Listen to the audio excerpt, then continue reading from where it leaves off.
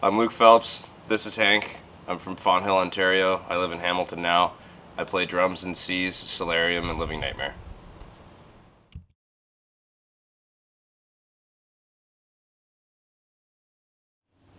What got me into music growing up, and my main influences in that, I guess were, my grandfather. He played drums in a bunch of bands, Bull Rush, and like a bunch of weird, kind of like local bands, sort of like what we have, but like back in the 70s and early 60s, I guess, and then into the 80s. And he continued playing pretty much up until the day he died, like on drums or whatever. But oddly enough, when I met him when I was 10 or 11, he asked me at a family reunion. He had this big fucking weird mullet. And he was like, "Hey, dude, like, I'm your grandpa," and I was like, "This is really weird." And we like made loose plans to play drums because I was playing acoustic guitar at the time, which I had no business doing whatsoever. I still can't play guitar. It's a fucking stupid instrument. And yeah, he's like, "Oh, I got this like studio." Well, he didn't say "yo," obviously, but he said, "I have this studio, young grandson. You should come like watch me play drums or whatever, and see if you're into that instead of this stupid guitar that you want to play around the campfire." Which is basically how he would have said it, actually. And I went there a couple weeks later with my grandmother and my mom, and he sat me down across from him on this kit. So this was at Austin X Music in St. Catharines, which got turned into a Long McQuaid. They got bought out. That building's no longer there anymore, sadly enough. But anyway, the studio's in the basement. It was like his teaching room.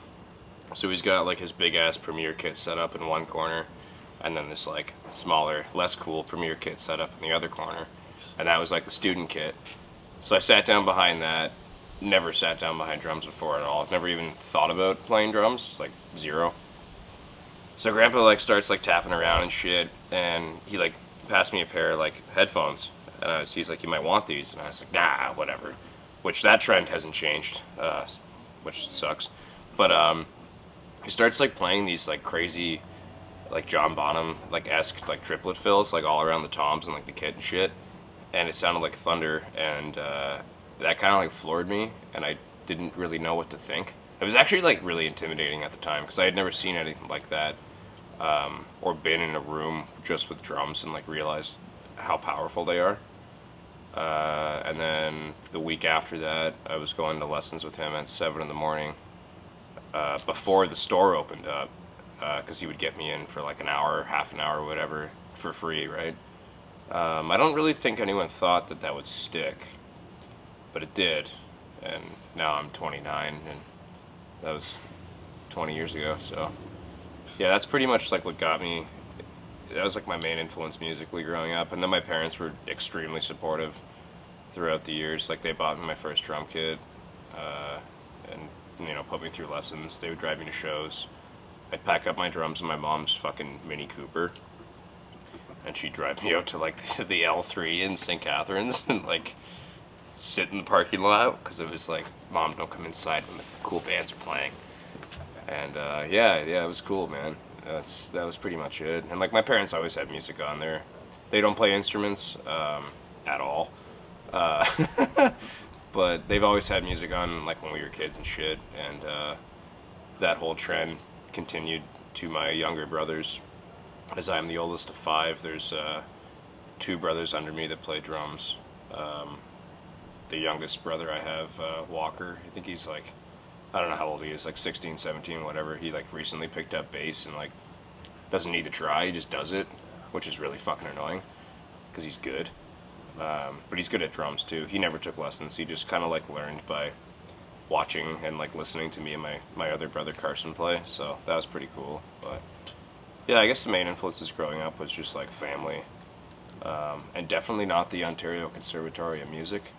Fuck them, because they suck, and they like kind of drag you out of wanting to have fun, I guess. But Grandpa always wanted us to have fun with it, which is pretty cool. So yeah.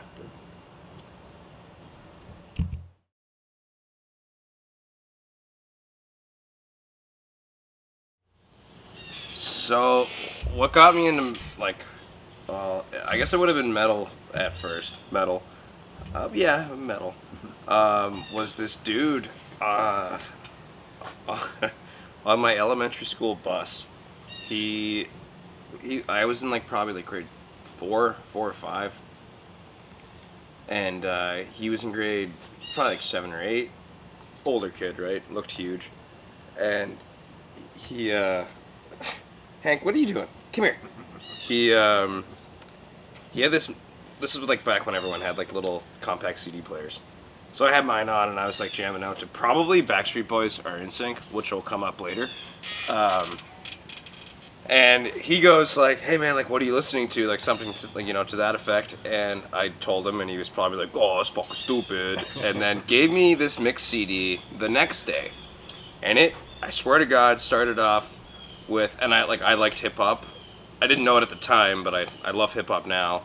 But he like kind of curated this playlist for me, and it started off with Nelly, and then it went to 50 Cent, which was a fucking game changer, because Get Rich or Die Trying is incredible. And it was that record, and then that blew me away, and then it like somehow went into like Master of Puppets for like a little bit, and I was like, oh, this is cool, but like not crazy. And then the last two songs were fucking Lamb of God, and I heard them, and I was like, this is the craziest thing I've ever heard. But I didn't really like it at first because it was so far removed from like what I was listening to at the time, which would have been like a lot of Zeppelin and like weird shit, and then Backstreet Boys and NSYNC. More so Backstreet Boys though. NSYNC was never as good. But yeah, I guess that's kind of like what got me into it, and then from there I just kind of kept going in this like weird direction of like finding out what different bands were and stuff. And I never really got into like the really popular like metal and hardcore kind of shit. I would like find certain bands and then like go on offshoots of like, okay, what sounds crazier than that, or like more obscure, I guess, because I was rebellious and all that shit. Never really fell in love with Metallica until recently, even though they were on that CD. Also never really like fell in love with Lamb of God, although they were on that CD. Like I listened to them a lot on that little mixtape, but after that I was like, whatever. But it was really cool to hear them in one of the Tony Hawk games. Or I think it was Lamb of God in one of them. I think so. Yeah, because I heard it and I was like, I fucking know this song. This is so cool. And that's when in video games you could like turn the playlists like into your own. And I'm pretty sure I just had Black Label playing, and my mom would fucking lose her mind, because all she would hear is the dun dun dun pop pop pop pop with those milk bag drums. But yeah, I guess that's kind of what like got me into that whole vast like subgenre of music, like heavy music in general, I guess. But yeah, that weird kid, I don't know his name, man. I wish I could remember his name so I could tell him like, thanks for fucking up most of my life. That was it. So I guess part 2 to that, because Steve has reminded me that I didn't cover the hardcore part. Getting into hardcore was, I guess like grade 9, I met with some equally as cringy, like-minded individuals that like just liked some of the worst music, and along with myself, and we wanted to start a band, and we did, and that band was called Among Giants, which was a living nightmare. And and I don't know, we were just like playing music that we had absolutely no idea how to play, and we were listening to Hank, come on bud, we were listening to just like whatever. And there was a big metalcore band in Toronto at the time. I will not say their name because they don't deserve it, but I remember the first time hearing that band, I was like, holy shit, this is what a breakdown is. And I'm sure people will be able to figure out what band I'm talking about. Early 2000s jackasses. And pretty much since like that moment, when I like heard what a breakdown was, I know that's not like hardcore purists would be like, oh, it's fucking not hardcore, bro. But that's when it kind of like went into like the really, like my musical taste went into like the underground part of music. And shamefully that band was like the first one that I heard that like no one really knew of at the time. And then from there, I guess we just like kept playing in. Hey, son, come here. We just kept playing in shitty local bands, and like our musical taste kind of coned out. And then all of a sudden one day there was like a kind of like a Niagara hardcore scene, and then we started playing like music that I had absolutely no fucking interest in playing, but it was fun because I was like playing with my friends. Because I don't really enjoy hardcore music that much, like the core of it, like the stuff I was playing back then. Fuck you, Steve. The stuff I was playing back then was like locking out kind of music, like that whole record labels kind of cliche, and I wasn't really into that kind of music at the time. I'm still not. Like Mental is fucking great. There's a few bands like Cold World is still. I listen to Cold World almost every day, but for the rest of it, it just kind of seemed like more of like a weird sort of fashion show kind of like boys clique thing that I definitely fell into, and very trendy. Like straight edge was very trendy at one point in time. It probably still is. I don't know. I've removed myself from everything. It was fun playing it and listening to those shitty bands and playing in those shitty bands was like a really good time in my life. But I wouldn't really say that I'm into hardcore as much anymore, which is strange. I was like so in love with it at one point, and then I've kind of come around to where I just want to actually play music that I like with my friends. And if it happens to fall under like the guise of being a hardcore band, then like I guess it is what it is. But yeah, long story short, what got me into hardcore was a really shitty band from Toronto that starts with an L and ends with a fucking whatever. I'm not ashamed of that.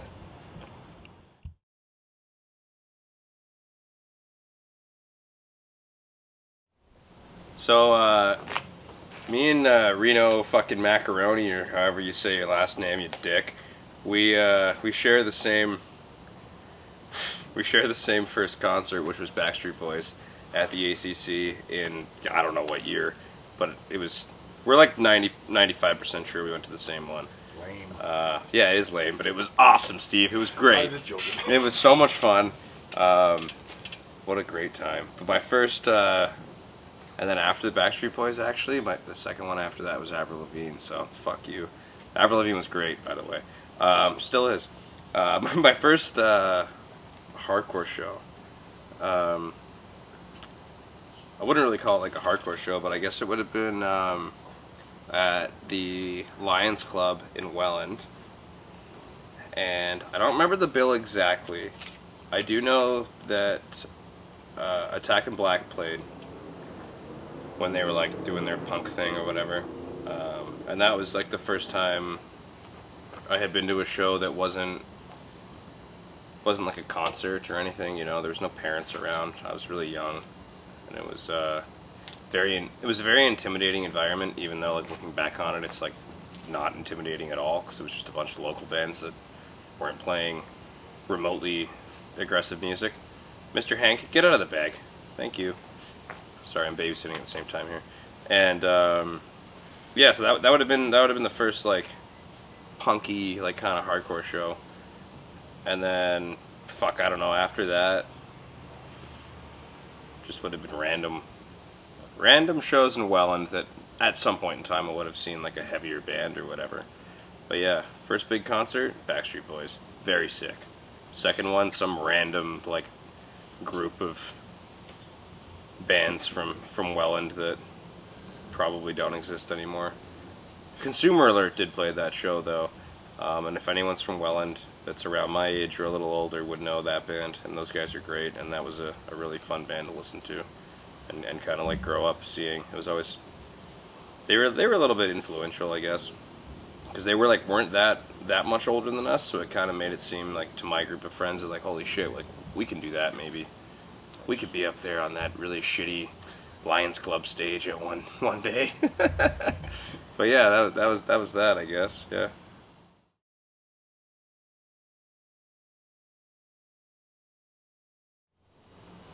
Fuck off, B. So favorite shows. Before I get stung. Well, fuck, not the bees. Favorite shows would be, well, one of them. My close friends know that I love pulling teeth. For weird reasons. I don't really know why. I saw them in Toronto. I don't remember what year. I don't remember what venue either. I think they played with like Iceman or something fucking weird. It was a really strange show.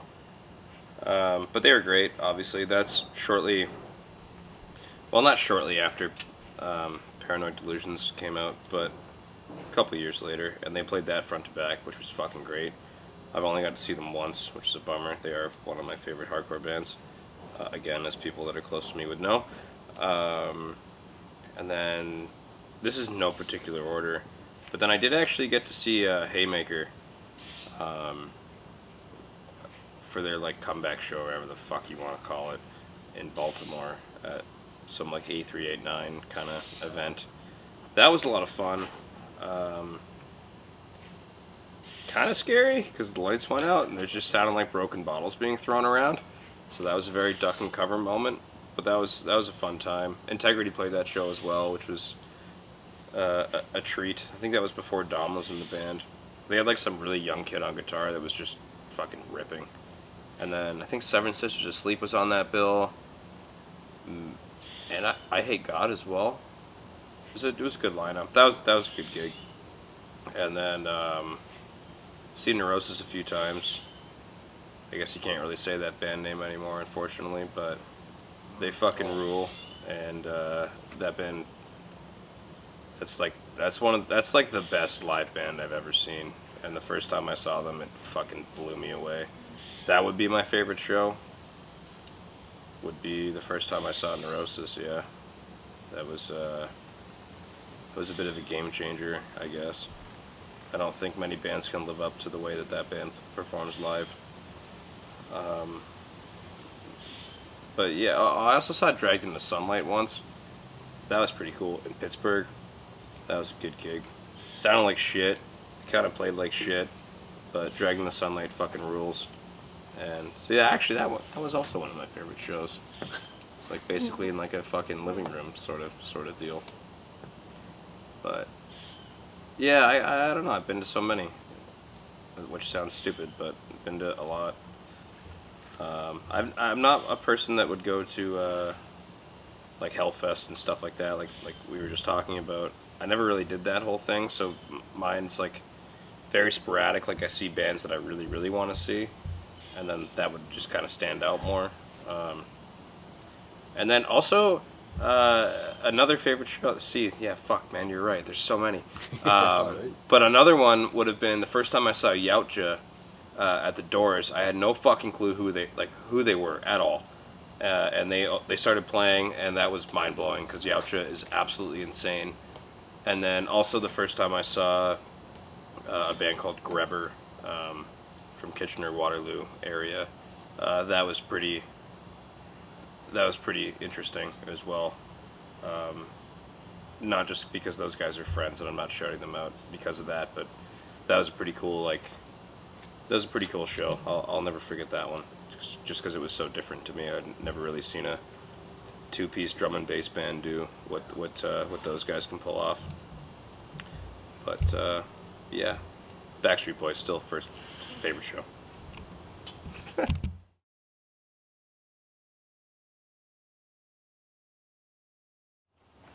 So craziest thing for me at a gig would have been Haymaker in Baltimore. However, getting there was also kind of crazy because going there I went with Ryan Rogers and then a friend that we'll just call Chris, and they were a lot older than me at the time. I don't think I was 18 yet, and to go over the border without like a note from your parents, you had to be fucking like you had to be like with your family or whatever. These guys were obviously not blood family, thank God. And we get to the border, and the guy looks at like Chris and Ryan in the front seat, and he's like, "So how do you know the minor in the back, basically?" And I had this like little note that I kind of like passed through to the border guard, and the border guard was like, "Yep, inside, let's go." So he takes us inside, and I had a few tattoos at the time, and he's looking at Ryan's tattoos, and like, you know, because they do that to scare you or whatever. And our friend Chris didn't have tattoos at the time, and border guard goes like, where are all your tattoos? And Chris, without skipping a beat, just goes, "Oh, you don't put stickers on a Mercedes-Benz." And that was fucking wild, because the border guard just kind of like didn't want to laugh, because he was all like Mr. Tough Guy border guard. And the guys in the background started laughing, so like Mr. Dude had to fucking, you know, kind of break character. He chuckles and he basically sends us on our way. Pretty sure we got pulled over by a state trooper on the way there as well, who like, you know, was ultimate American cop, coming out with his hand on his gun and stuff and all that shit to give us a speeding ticket or whatever. So we finally get to fucking Baltimore, and Haymaker plays, like they start playing, and I think Less Than Jake was playing the day after this whole like little festival or whatever. Beckman gets up there, and he goes, "Hey, like, we're Less Than Jake, like, you know, fuck you," or whatever, and they start playing. But then the lights go off, and it's just beer bottles being smashed, and like I said before, it was just chaos, and it was interesting, and they sounded like shit, and they kind of played like shit, but it was good, you know? It was good. Yeah, it was like that, and then I guess when they played at they sang Hollywood, that was pretty wild. A lot of fireworks. Yeah. A lot of hurt eardrums for sure. And like just fucking basically gun smoke. It was not a fun time. And then I saw Left 4 Dead as well in Toronto at like some weird little bar, like almost like a little sushi bar kind of thing. And that got pretty crazy. It was a lot of fun. A lot of people jumping off the bar and stuff into the crowd and just having a good time, but very like nostalgic shows, I guess. But other than that, I haven't really seen that many like crazy things at gigs, other than like, you know, the normal fights and just stupid shit. But actually, one time when we played in Montreal, one of the bands I used to be in, Owl Eyes, with Ryan from Living Nightmare, who's also in Hostage. We played this place called the Death Church or the Death House. If anyone knows what I'm talking about, it's the one beside like the train tracks with the fucking meth labs everywhere. It was basically like this tiny room that you would walk in, and it was no bigger than this little patio, right? There was like a stage, kind of like where this little garden bed is. That's pretty much all you had to use for like 4 or 5 guys with cabs and drums and shit. Terrible time. We were playing there with Weekend Nachos, and there was like this weird upstairs mezzanine where like people would stand, and like that's where like the merch area was, or what have you. And there was this fucking dude there that was completely head to toe covered in like skeleton tattoos. Like he looked like a skeleton. He was the guy. Later found out that he was the guy from the. You gotta crack it now, dude. There you go. He was the guy from the Lady Gaga video, Poker Face, like the skeleton dude, right? Which is pretty cool. But at that gig, there was another dude that basically looked like a homeless version of Gandalf, and he was sitting on the stairs, and he had this fucking rat that would crawl out from his clothes, man, and it like would crawl up his little like his little like just trench coat, and it would sit on his shoulder, and he would feed it. But then I swear to God, this guy just starts like smoking crack with the rat on his shoulder in the venue. And me and like Randy, who was playing bass in Alice at the time, are like sitting there just kind of like in the corner just watching this man, like this skull dude, and then a guy beside him, homeless Gandalf, smoke crack or fucking whatever he was doing with a rat on his shoulder, just like eating crackers. And that was pretty weird. That was a weird time.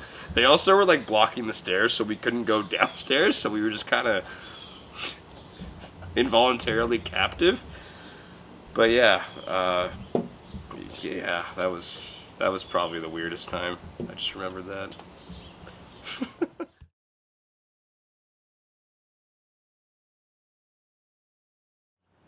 So, past bands, I guess when I was playing drums, when I first started playing drums in like the first like real band I was in, I guess, would have been a band called Desperate Times from Welland. We didn't know what we were doing. That was like a shitty hardcore band. That's when I didn't know how to like play the D beat at all. I would play it like I don't even really know. I can't do it now. That's how fucked up it was. Covered No Warning somehow, even though there's a bit of a D beat in that song, and I like did it all fucking weird. And after that band, I played in a band called Easy Way Out, which originally started as Facebreaker, and then I went to Easy Way Out. That was the first band I think I played out of the country with a few times, just in Buffalo and stuff. People from the area kind of liked that band. Hilarious music, but it was a lot of fun at the time. In between that band, like when we were kind of doing stuff, I started playing more like metallic hardcore music that I really liked a lot. I was in a band called Resign that was very short-lived, but that was a lot of fun. I started to Jesus. I started to be able to play a little bit more like of the parts that I wanted to play. I started to get into like blast beaty and like faster kind of shit. Still not great at it, but you know, that was like the impetus of it, I guess. And then after that, it would have been Owl Eyes, which is when I met Ryan, who plays in Hostage and Living Nightmare. And then who else was in that band? I guess my buddy Randy, who plays in a couple other bands I'm in currently. I'll get to that after. He played bass in that band. And that's when I kind of met the group of musicians that I still kind of cycle through to this day. I was 16 then. They were a lot older than me, and it was kind of intimidating because they were in like cool bands or whatever when I was growing up, so it was kind of sweet to jam with those dudes. I've since learned that they're total fucking douchebags, but they're still some of my best friends. I mean that with love. Then after Owl Eyes, I started playing in a band called Oxtongue. That was like kind of like a weird brainchild project of mine. We have a record out on Holy Mountain Music called Where the Light is Mute that like we'd never played live. That was just kind of like a weird thing that we did. I had that opportunity to do that. And then after that band, me and my best friend Mike, we started a band called Plagworm. Well, actually, Plagworm would have, I should back up a bit, Plagworm would have been a thing after Mike and I left the hardcore scene because it got really stupid. And that band was our answer and to just being angry at like what was going on in the music scene and how like kind of cringy it was. Not well received actually. A lot of the Niagara hardcore guys like kind of came out to our first show and like made fun of us and shit, which is fucking laughable. But we took that as like a, you know, a little bit of juice and continued to write music that was just like fuck you music or whatever we wanted to play. And then I think it would have been after In Between Worm that Oxtongue was the thing.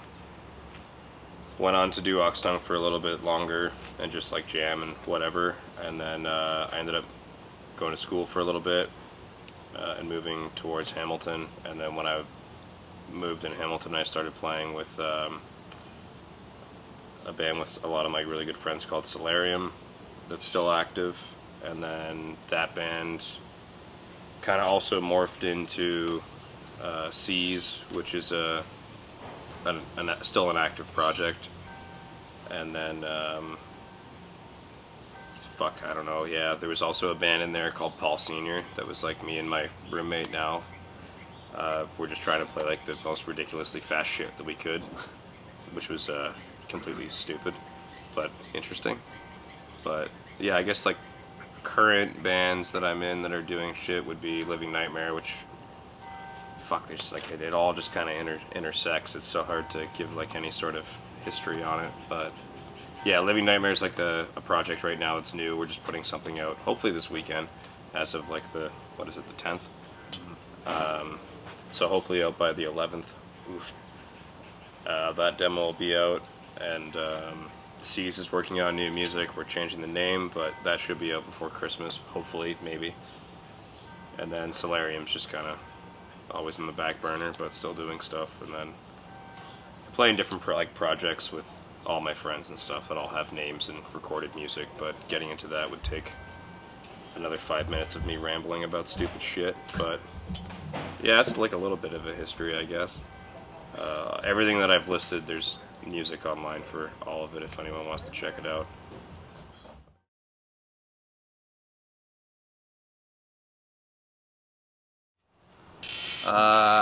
What I like most about playing music would be like the friendships and the opportunities for relationships that I've built over the years.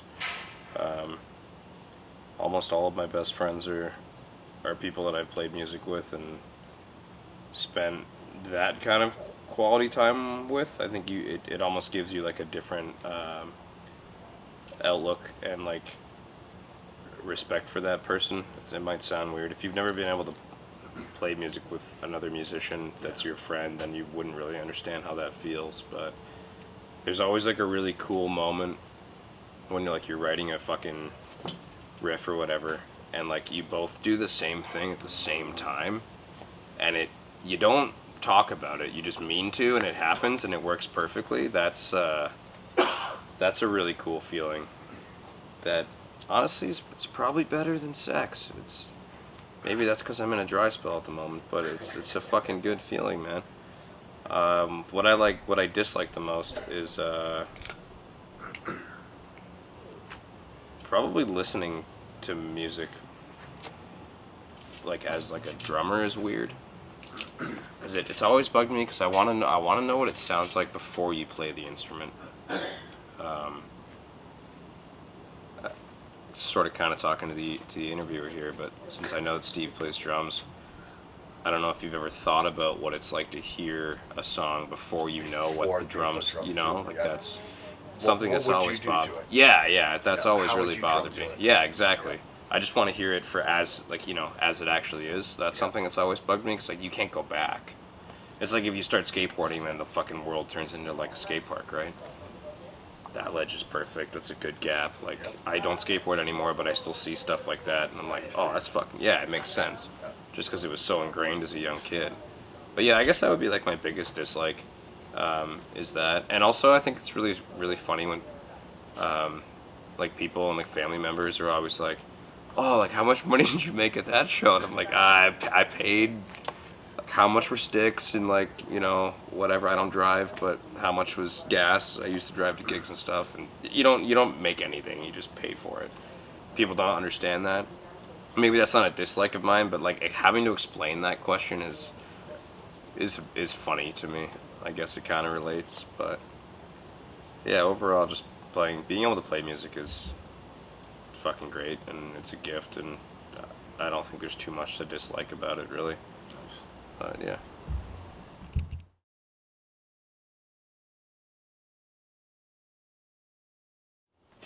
So favorite food would be pierogies, for sure. I don't know if you're Polish. Yep. You are Polish, okay. I like like traditional homemade pierogies by like an old Polish grandmother. But I really like fucking chimos and bacon and butter, dude. That's a good, and sour cream, but that's like a good, fry that shit up. That's my favorite food. Also tacos, but mostly burritos. Anything that's in like a burrito format. Taco Bell is great though. I do love Taco Bell. But pierogies and bacon, man. It's like my, if I ever have to decide what a last meal is, I think it would be that. Pierogies, bacon, and a Milwaukee Ice, just for punishment.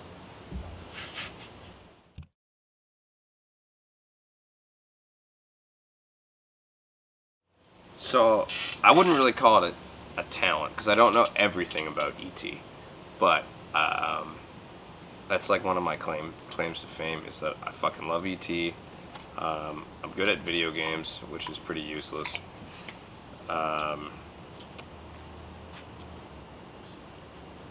Fuck, I don't really know, man. Good at video games, for sure. Love E.T. Don't really have a lot of useless talents. This is the hardest fucking question ever, Steve. You're welcome. Fuck you, man.